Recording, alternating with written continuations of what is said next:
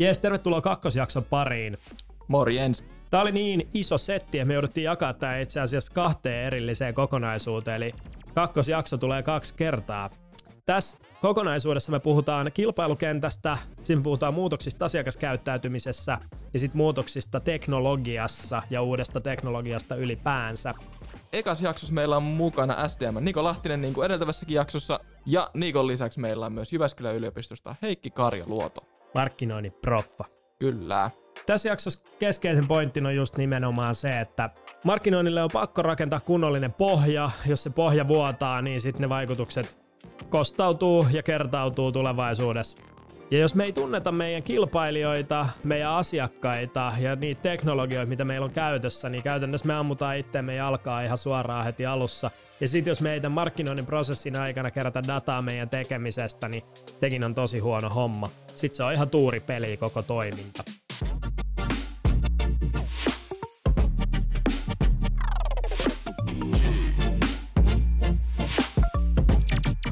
No niin, ja tämän jakson starttaa tuttuun tapaan Niko Lahtinen. Ja Niko muuten starttaa ihan jokaisen näistä jaksoista, ja me on otettu siihen hyvä tämmöinen asiantuntija-osio ennen kuin päästään sen itse keskustelun pariin. Todellakin. Toivotaan, että te voitte ammentaa tätä Nikon energiaakaan sitten ja saada siitä inspiraatioa. Ole hyvä, Niko. Nyt me puhutaan markkinasta, siitä, että mikä meidän markkinaan kuuluu. Ja aikaisemmin sanottu jo, että siihen kuuluu muutokset asiakaskäyttäytymisessä, kilpailukentässä ja teknologinen kehitys. Ja nämä on niitä asioita nyt, mitä se johtoryhmä käsittelee. Asiakaskäyttäytymisen muutoksessa, siinähän meillä on nyt niin kuin aivan kouriin tuntuvia. Niin kuin siis jokainen on tajunnut viimeisen 2 vuoden aikana, että miten paljon se ostaminen on mennyt verkkoon. Ja mielenkiintoistahan on se, että miten paljon B2B-ostaminen on lähtenyt menemään verkkoon, koska siellä se tapaaminen kävi myöskin mahdottomaksi. Ja me huomattiin, että paljonko se säästää aikaa ja resursseja, että me tehdään ne samat ostopolut verkossa, mitä me on tehty kuluttajanakin, niin sehän on muuttunut ihan täysin. B2B-markkina muuttuu ihan samaan kuin B2C-markkina. Kun kuluttaja tekee jonkun päätöksen tuotteesta, niin sehän perehtyy vaan siihen. Autokauppiallakin on 30 erilaista mallia. Ei se pysty jokaiseen perehtymään niin syvällisesti kuin se asiakas. Eli tässä kohtaa asiakas on aika monesti jo viisaampi ja pystyy tekemään itsenäisiä päätöksiä. Sen takiahan niin kuin mennään myöhemmin ostajapersoonissa, että miten paljon meidän pitää tukea, kun se kuluttajakäyttäytyminen on mennyt siihen. Me tutkitaan tuotetta pitkään, hartaasti ja B2B-ostaminenkin niin on mennyt siihen suuntaan, että me ostetaan itsenäisesti. Kilpailukentän muutokset. Tämä on mielenkiintoinen aihepiiri ja aivan alihyödynnetty. Eli miten paljon me jaksetaan seurata, että mitä meidän verkossa tapahtuva kilpailu on. Ja otetaan vaikka 20 vuotta taaksepäin, niin nopea tämmöinen terävä esimerkki. Se oli helppo katsoa, että mitä vastapuolella oleva liike tekee. Okei, niillä on tarjouskampanja. S-Market ja K-Market kilpailee aina keskenään siinä vierekkäin ja pystyy havainnoimaan. Kuinka moni yritys pystyy havainnoimaan verkossa tapahtuvaa kilpailua? Ja miten laaja-alainen se on. Siellä on ne, mitä myydään, miten toimitetaan, miten heidän uudelleenmyyntiprosessit menee digitaalisesti. Älytön määrä myyntivoimaa ja myyntitapoja on mennyt piiloon sinne verkkoon tai levinnyt laaja-alaisesti. Annetaan esimerkki. Yleinen pyyntö, otetaan nyt Suomen merkki, on vaikka se, että hei, meillä ei myynti vedä Kanta-Hämeessä.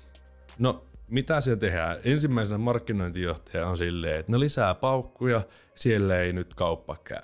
Kun se pitäisi lähteä käymään sitä, että no mitä siellä Kanta-Hämeessä on jotain niin erilaista, mikä ei ole vaikka Uudellamaalla. Jos me lähdettäisiin käymään, me myydään tällä hetkellä nyt peltikattoa. Jos me lähdetään käymään ja katsotaan Kanta-Häme, peltikatto ja että mikä siellä on, niin siellä saattaa ollakin yhtäkkiä tosi voimakas lokaali kilpailu, millä on paremmin tehdyt ostajapersonat, parempi toimitusketju, paremmat takuut. Ja silloin sun Suomen kokoinen yritys ei ole pystynyt vastaamaan siihen kilpailuun Kanta-Hämeessä.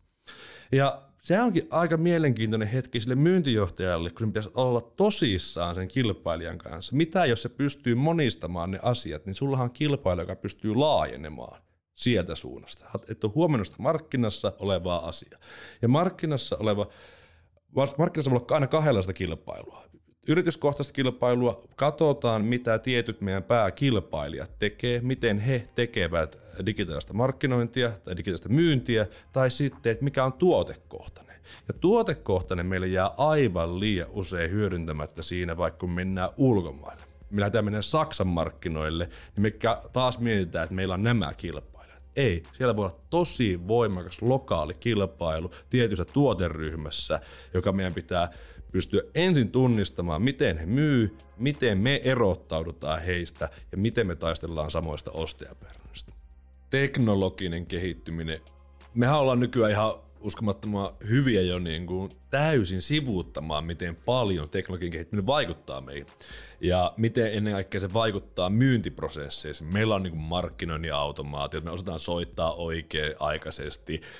Kymmeniä, ellei satoja erilaisia työkaluja, millä voidaan analysoida, että ketkä asiakasyritykset on just tällä hetkellä potentiaalisempia B2B:ssä ja ihan mieletön määrä asiakasdataa siitä, että miten meidän asiakkaat käyttäytyy, miten voidaan myydä niille seuraavana.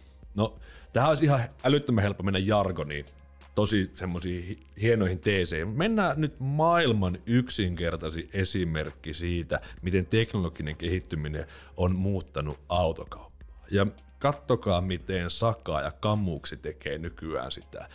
Nykyään heidän autonsa on myynnissä kaikkeelle Suomeen niin, että se myydään WhatsApp tai FaceTime-videopuhelulla. Sä voit tilata sen auton esittelyn siihen videopuhelulla. Ja miten se eroaa siitä, jos sulla on täys palautus oikein 2 viikkoa siitä, että sä ajasit sinne. Sun markkina-alueen koko Suomi, sulla on koulutetut automyyjät, jotka esittelee tuotteita videolla ja se toimitetaan sun kotiovelle, se käytetty auto.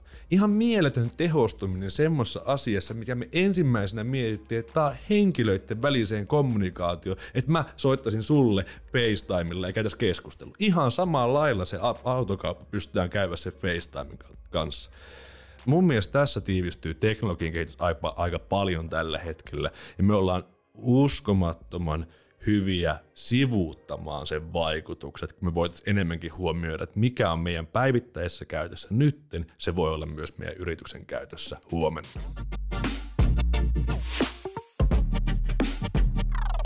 No niin, hyvä starttipaketti sieltä Nikolta jälleen kerran. Nyt ymmärretään vähän paremmin, mistä on kyse. Kukas meillä oli seuraavaksi? Seuraavaksi me otetaan puhelu Jyväskylään, me otetaan linjoille Jyväskylän yliopiston markkinoinnin professori Heikki Karjaluoto ja jutellaan pikkasen siitä, että miten tätä muutosta asiakaskäyttäytymisessä ja ylipäätään kuluttajakäyttäytymisen muutoksia voisi seurata. Pieni tämmöinen akateeminen kulma tähän jaksoon.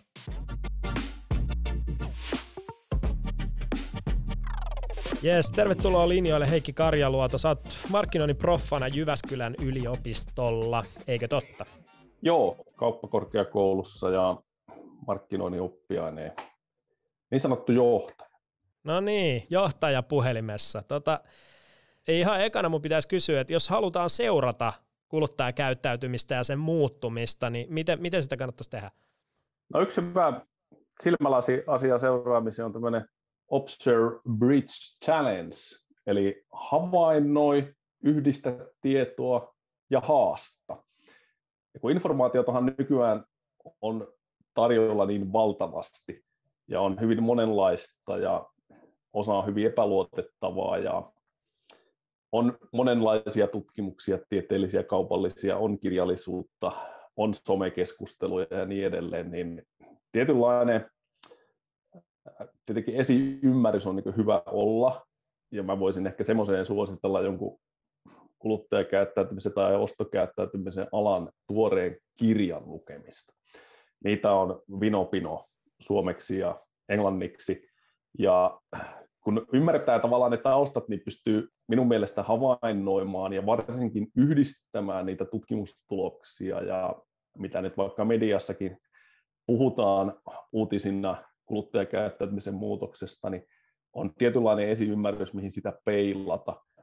Mutta paljonhan markkinointi ammentaa juuri niin kuin muista tieteistä, että sinällään niin kuin ostokäyttäytymiseenkin vaikka siinä nyt omiakin viitekehyksiä on, niin niillä on hyvin paljon yhteistä sitten muiden niin kuin ihmistieteiden tämmöisten silmälasien kanssa, joilla ilmiötä yritetään ymmärtää. Kyllä, siis sehän tekee tästä myymisestä ja markkinoinnista äärimmäisen mielenkiintoista, että siihen pystyy tosiaan soveltamaan todella montaa eri tiedettä, ja se akateeminen lähdeaineisto ei kyllä lopu kesken, että se osittain saattaa olla jopa luovuuskysymys. Mutta sitten jos meillä on täällä linjoilla joku kuulija, joka haluaisi tietää, että minkälaisista julkaisuista tätä kuluttajakäyttäytymisen muutosta voisi seurailla, niin mitä sä sanoisit siihen? Varmaan noiden kirjojen lisäksi niin sellaiset keskeiset informaatiolähteet, niin talousalan mediat, että voi aloittaa ihan tyyliin suomalaisesta kauppalehteet talouselämää. Sitten me ammattitutkijat, aika monet seuraa tiettyjä sitten tuommoisia niin yleistajuisia medioita, kuten joku Forbes tai Financial Times tai konsulttiyhtiöitä, on Vinopino, mitä itsekin seuraan, jotka tekee niin tutkimusta, että vaikka joku eMarketer, McKinsey on semmoiset ehkä niin isoimmat, mitä tutkijakenttä tosi paljon seuraa. Ja sitten just joku Harvard Business Review on siinä mielessä hyvä, että siellä on eri alojen tutkijat kirjoittanut niitä juttuja nimenomaan niin suurelle yleisölle. Et kyllä minä, jos yritysjohtajana olisin, niin ainakin sen lehden ottaisin tiedemaailmasta seurantaan. Tuon kirjallisuuslähteiden lisäksi paljon itse teen, niin ja kannattaa jokaisen tehdä, niin on ihan niin kuin havainnoida.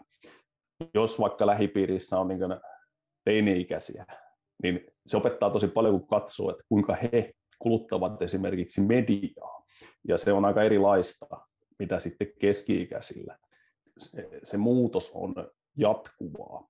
Ja se, mitä sä ymmärrät tänä päivänä, ei välttämättä ole enää 2-3 vuoden päästä kovinkaan relevanttia. Kyllä. Joo, tässähän me esimerkinomaisesti just tuotetaan podcastia kirjasta ja oletetaan, että se tavoittaa sellaista kuulijaryhmää, joka ei välttämättä Alma Talentilta sitä kirjaa tilaisi ja pistäisi lukuun, mutta tuossa sivuttiin vähän sitä, että jotkut nämä markkinoinnin journaalit voi olla vaikeaselkoisia, monimutkaisia ja hankalaa ymmärtää. Näkisit sä, että Suomen kontekstissa siinä on kuilu sen akateemisen tekemisen ja ymmärryksen ja sitten tällaisen niin kuin businessjohtajan informaation kulutuksen tai sen yleisen käsityksen välissä? Pitäisikö sitä tiedettä popularisoida paremmin?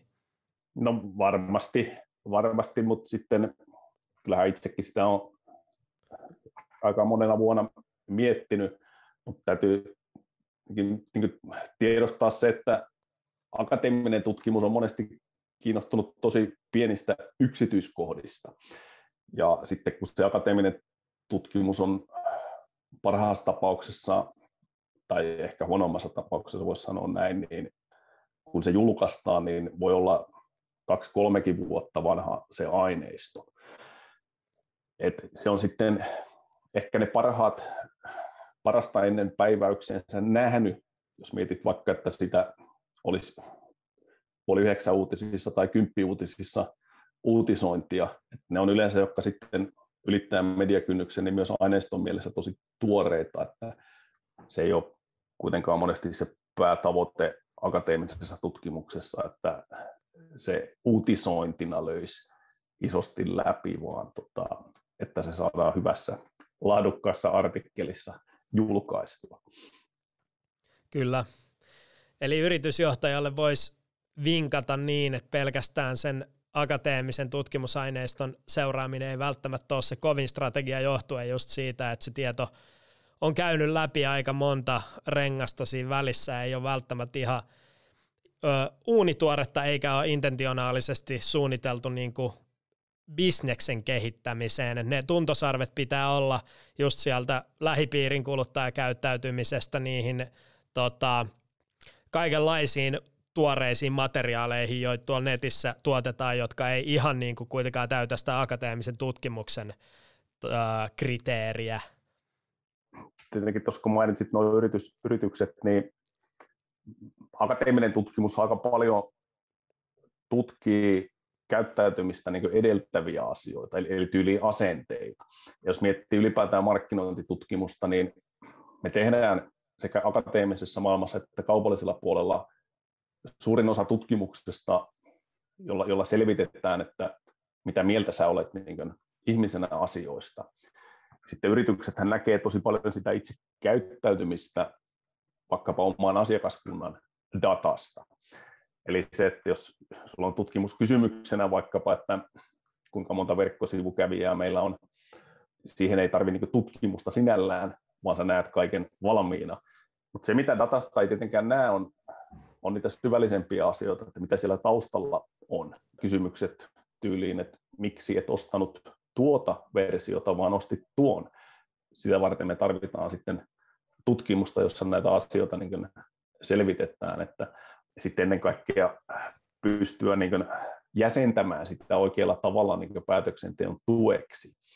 Ehkä se suurin virhe on se, että tukeudutaan vain niin yhteen informaation lähteeseen, ja jos se vielä on vino tai väärä tieto tai jotenkin näin, niin voidaan tehdä niin kuin erittäin huonoja päätöksiä.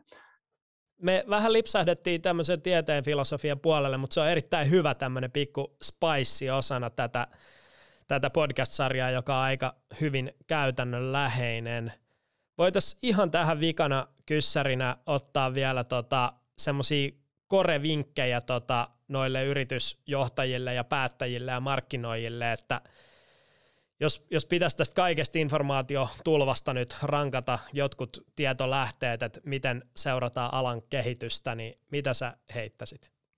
Kyllä mä ehkä niin suosittelisin sitä, että jonkunlaiset niin tutkat laittaisi päälle, että ihmiset tietenkin eri lailla sitä tietoa seuraa, että jotkut tykkää tilata uutiskirjeitä, josta ne saa vaikka päivittäin sen tietyn läjäyksen, että mitä maailmalla on tapahtunut ja mitä tutkimuksia on tehty.